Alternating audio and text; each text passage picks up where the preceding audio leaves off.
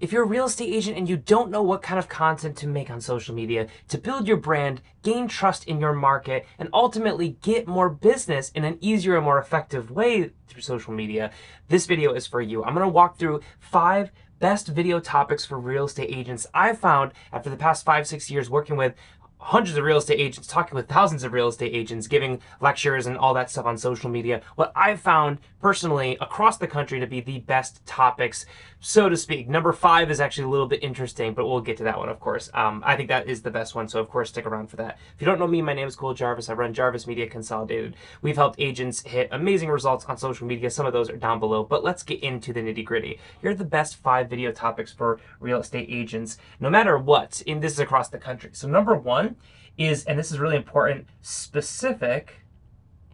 So specific,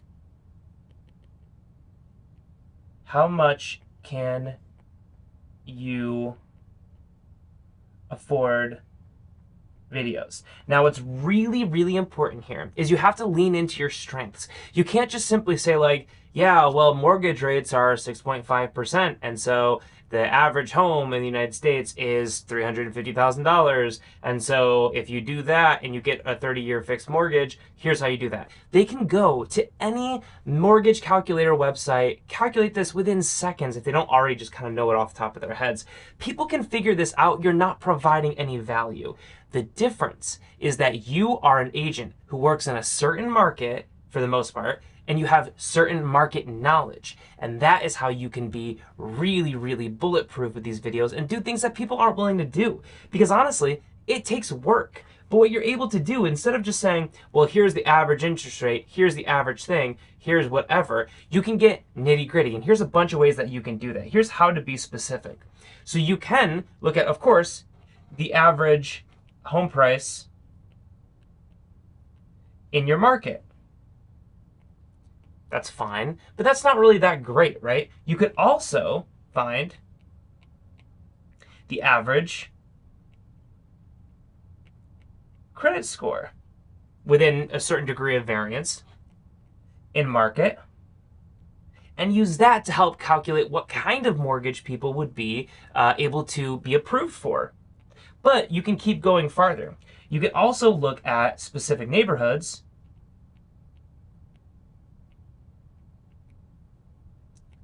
and those values slash, commute times.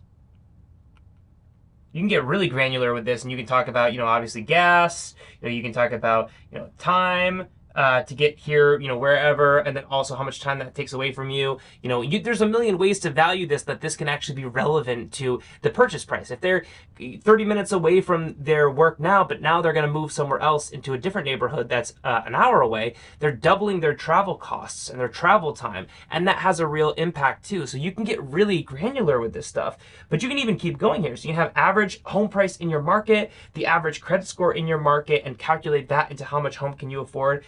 Of course, the average income in your market, but you can also look at the average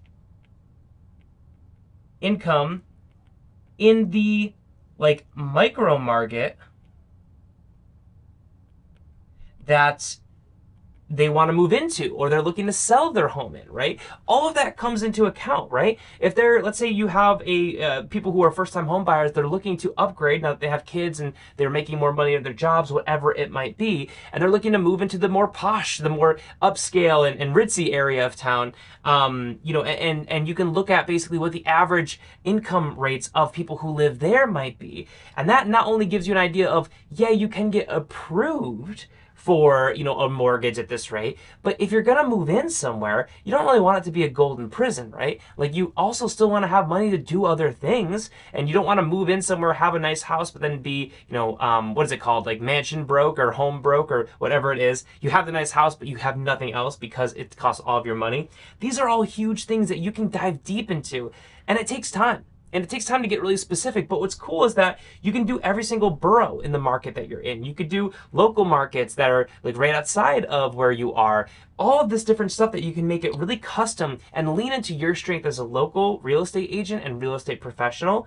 And that way you can make yourself a little bit different, decommoditize yourself, if you will, and really stand out to people who are interested in that stuff. Not only that, but that's actually valuable information. Just telling them like what the average rates are, what the mortgage rates are, and what the average income rate is, that's not that hard. It's combining all of these things and presenting it in a way that's very valuable and digestible to the people in your market. That's valuable.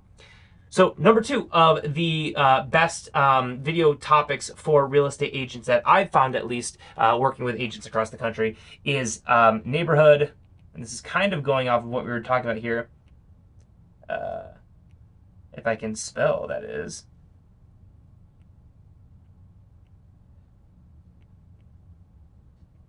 Neighborhood showcases.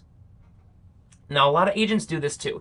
They talk a little bit about an area, they get a little bit into the nitty gritty here, but what's really cool is that there's tons of things that you can lean into here. Obviously, if you're doing a more long form video, then you can really lean into talking to like local businesses, stopping in there for a bit. I wouldn't spend a bunch of time. Sometimes like real estate agents are leaning into too much of being podcasters, in my opinion, where like they'll take like an hour-long video interviewing like a local ice cream shop, and it's like, okay, that's a little overkill. There's probably not really good bang for your buck there. But what you can do is walk around this town and be like, oh, my favorite thing about this small town is that they have this awesome ice cream shop. They have this awesome diner. There's a deli right down the road that's super cool. A really great school district. You have like all these parks, all the different amenities that you can talk about that are really, really fantastic. But also, again, specificity is where you're really going to stand out here. Don't just talk about the basic stuff that they're going to find, off of ChatGPT, or that they're going to find off of the quickest Google search known to man. Like, what do I need to know about this area and living here?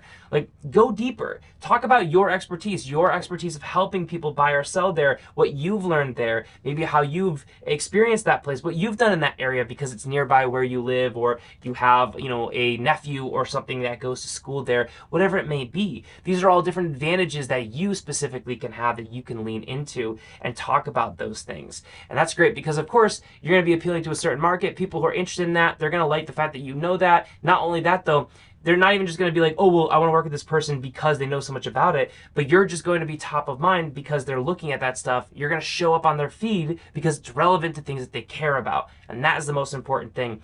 Content for building a brand in real estate is not about telling people how awesome you are. It's about showing up and showing up consistently and showcasing why it's beneficial to work with you, not telling them. Because they won't believe anything that you necessarily say about working with you and how great it is to work with you, but they'll believe everything that they assume or everything that they see from your video content. So that is the best way to kind of soft sell yourself. So yeah, neighborhood specific showcases, but lean in. Specifics and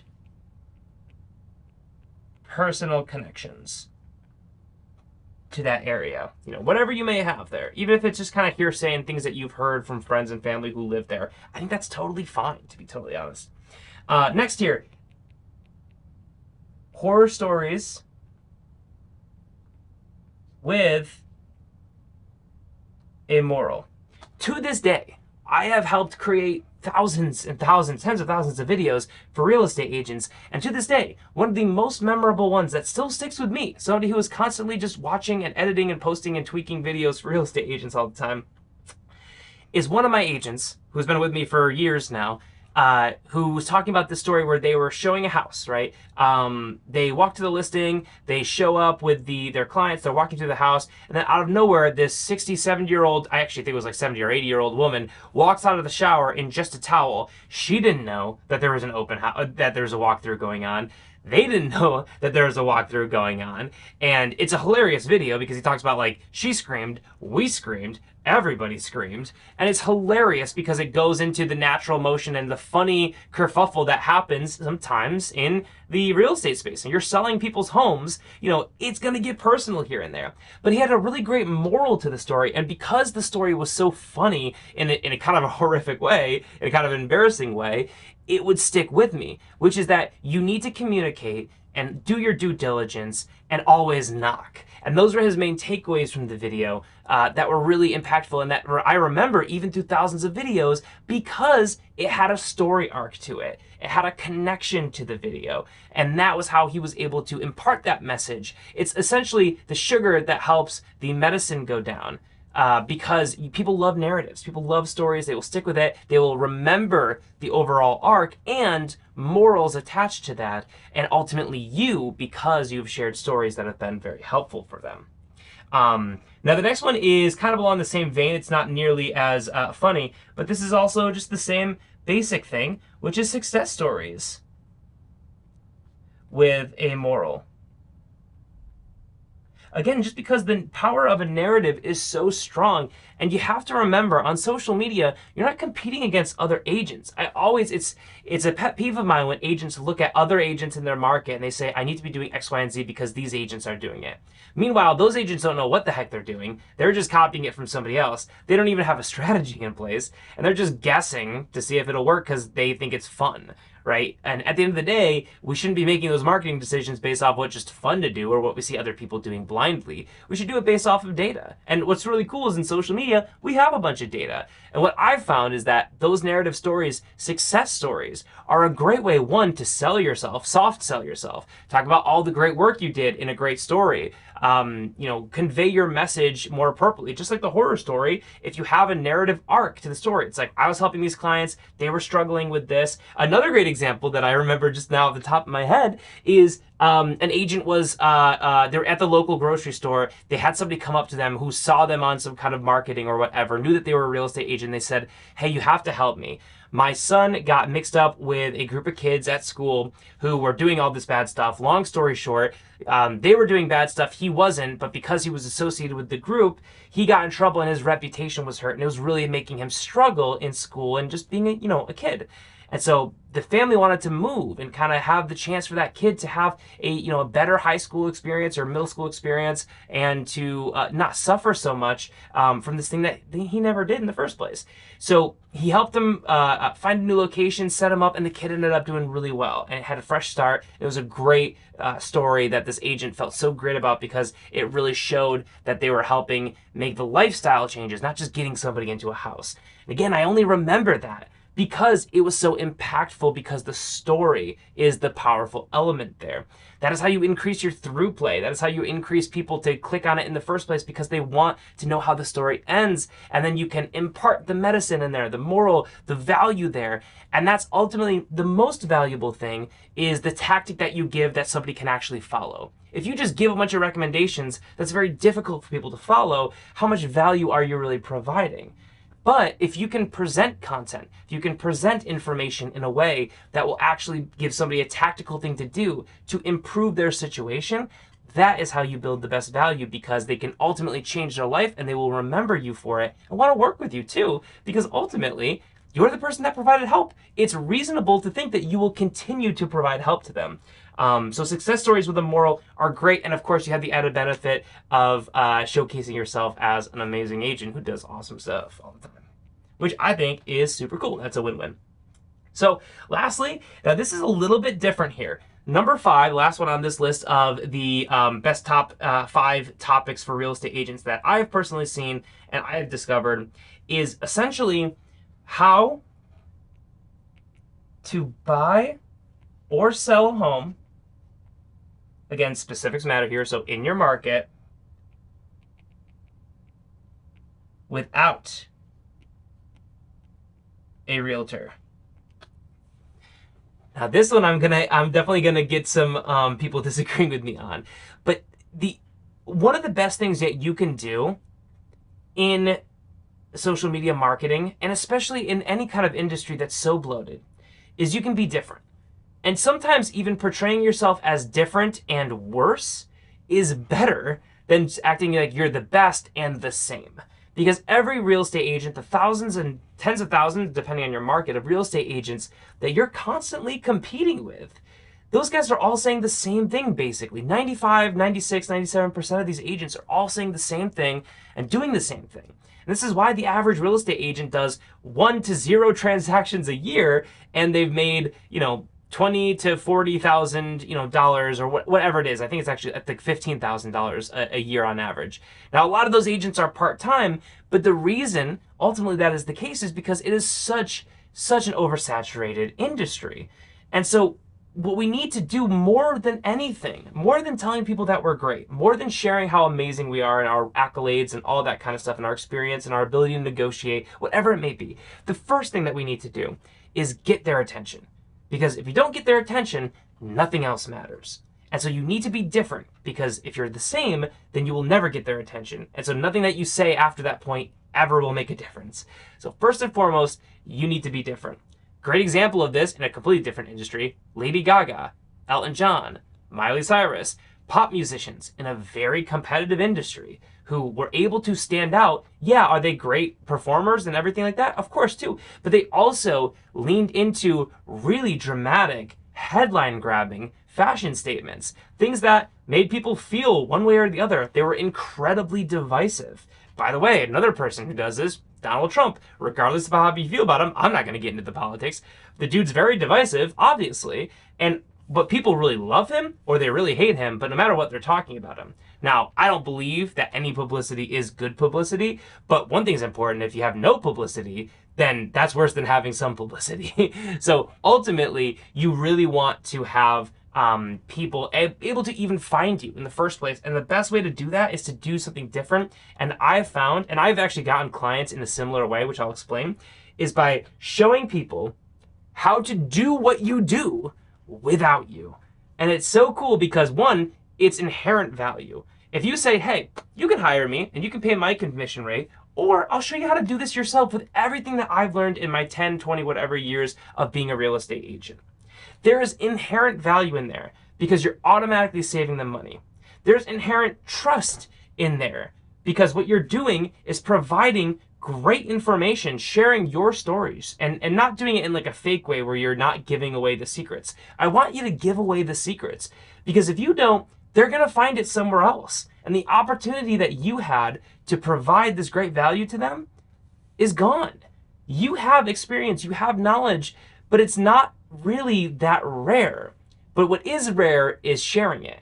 So we can either let ChatGPT or Google or some article by a non-real estate agent share how to do this stuff, or we can do it and we can get the credit and we can build the brand trust and the exposure that's going to help us create our business. Because at the end of the day, it's not hard to know what a real estate agent knows. It's hard to be a real estate agent. And what I used to do as a marketing company when I was first starting out, I didn't have as much money to get into like ads and stuff like that at the time. So what I would do is I would reach out to cold email, right? Cold email is a volume game. So it's all about trying to get open rates and trying to convince people to get on a call and then trying to sell them, right? It's an uphill battle for sure. What I found is that I needed to have a really good hook and a really good thing to give away that would have people give me the time of day, because I'm interrupting their day. They don't know me. They don't care about me. I need to reach out to them and give them something so good and so valuable so quickly that they're going to actually want to talk with me. So what I would do, being a social media person, is that I said, hey, I want to show you how to get tens of thousands of followers and hundreds of thousands of views every single month without hiring somebody like me, so you could just do it yourself for your business. And I won't charge you anything. I just want to show you how to do that. It'll take like 25, 30 minutes. When is a good time for you? And what's so interesting about this is, one, the hook was actually too good. People didn't believe me. And part of that was because I'm a nobody. Nobody knew me, so there's no trust there. So they thought, nah, this is too good to be true, whatever. They're going to sell me something. Now, what I had to start doing is like, hey, just give me a review. I'm starting out, so I just need some reviews and all that kind of stuff. So I had to give them an artificial thing, an artificial cost, just so they would actually believe it. And so what ended up happening is I got more people on board. Again, a lot of times people be like, no, you're going to sell me something, or I don't trust this, or whatever. Because I'd be like, hey, I promise you, I will not sell you a single thing. And if I ever say anything that sounds like a sales pitch, just hang up on me right away. Fair enough? And they're like, all right, cool, whatever. I'll see what this guy has to say. I would jump on the meeting. I would show exactly what I know how to do. I would walk them through the video. I would share my screen. I'd be like, hey, here's how you do this. Here's what I've learned here. Here's how to do this thing. Does that make sense to you? What questions do you have? Okay, great. Here's how to do this. Here's how to do this. Here's how to run this thing. Here's how to build this thing. All that kind of stuff, right? And what was so interesting, oh, and then I would also record it for them. I'd be like, hey, I'm going to record this for you so you can watch it back later over and over again. And what was so interesting is many people would say, wow, that's super cool. How do you make money? And then I would say, well, I told you I wouldn't pitch you or anything. Is it all right if I talk about my business? And they're like, oh yeah, sure, go ahead. Like, totally fine. And automatically, I'm having such a different relationship with my sales prospect. I'm not being like, hey, can I get 5 minutes of your time to tell you why I'm the best agent to work with? Meanwhile, you're getting 30 other calls because you just listed your home or you just looked up on Zillow something and now all the Zillow leads are descending upon you like Armageddon. Instead of that relationship where your leads are going to hate you because you're just one of the thousands of people bothering them when they're at work or with their kids, instead I'm saying, hey, here's all this great value. Does that sound good? And you're saying, well, yeah, but like, now I'm so curious. Like, how do you make money? I say, oh, well, I do all of this. Like, there are a lot of steps here, and which you can definitely do when you have the recording now. But if you don't want to learn that, if you don't want to start doing all that, spending all that time, I could just do it for you. And that's basically what I do for my clients. And multiple times, that just immediately turned into a sale. I have one client I still work with who's based off in Vermont, who I showed her how I do all this stuff, and she's like, that's pretty cool. And I asked her, so are you actually going to be able to do this? Are you actually going to do this? And she said, honestly, no, I really just want to hire you to do it for me. I was like, okay, great. Here's my rate. Let's go. And we've been working together for 2.5 or about 2 years now. So it's amazing because what you can do is give away the secrets, because at the end of the day, they're really not secret. I know there are going to be agents watching this that are saying, oh, well, nobody actually does the thing that I do. I guarantee you there are other agents. There are millions and millions of agents. Just statistically, there's somebody who's doing something that every other agent is doing, or something so close that there's basically no difference. There's only so many ways it's going to get. And so you really don't have that many secrets. It's false to think that way. But what you do have is the opportunity to give away those secrets because nobody else wants to. Everyone else thinks that's the thing. At the end of the day, if you just said, is it harder to read a book on selling a home or actually sell the home? Obviously, it's a lot harder to do. So that's why you can, and Alex Hormozi gets all the credit for a really great way to say this, which is give away the secrets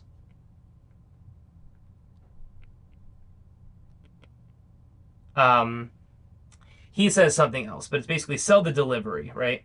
But it's basically give away the secrets, sell the transformation, essentially, the actual doing of the thing that you're talking about. Because it's great. People can talk about all day, like how to do stuff. I can watch a video on building a house on YouTube and get all the information that a genius master home builder has from 30, 40 years of doing it. But that's not the same as building a home. And so that's the thing, is that you can give away the secrets. You can give away everything that you know how to do. All those things that people are too afraid to share because they're like, oh, what if another real estate agent copies me? It's not hard to know how to do something. It's hard to actually do it.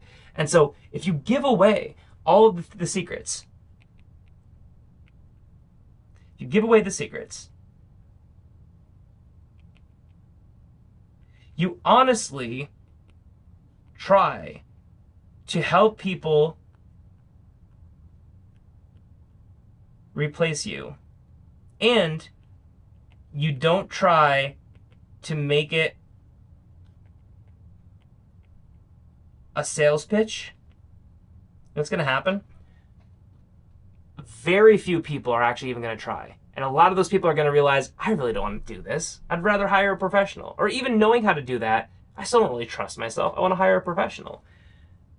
And most people won't even do that. Most people will look at that. They'll see all of the things that go into being a real estate agent that people take for granted, how easy or how difficult it is, to be a real estate agent. And they're going to say, wow, that actually is a lot of work. I don't want to do that. I'd rather hire this professional to do it for me and know I'm going to have a good job for me. And I actually can come to that conclusion while watching this video where this guy never pitched me on anything. I want to work with him because he actually has my best interest at heart. He's not just treating me like, with commission breath, like any other lead out there who's just hunting me down because I put in my zip code and my email in this one thing to find my home value. It's a completely different perspective that you can provide. And what's cool is that can also make a lot of content. You make your whole thing about how to do everything that you do without having to hire you, you're going to see amazing results. Hope that was helpful. See you in the next one. Bye.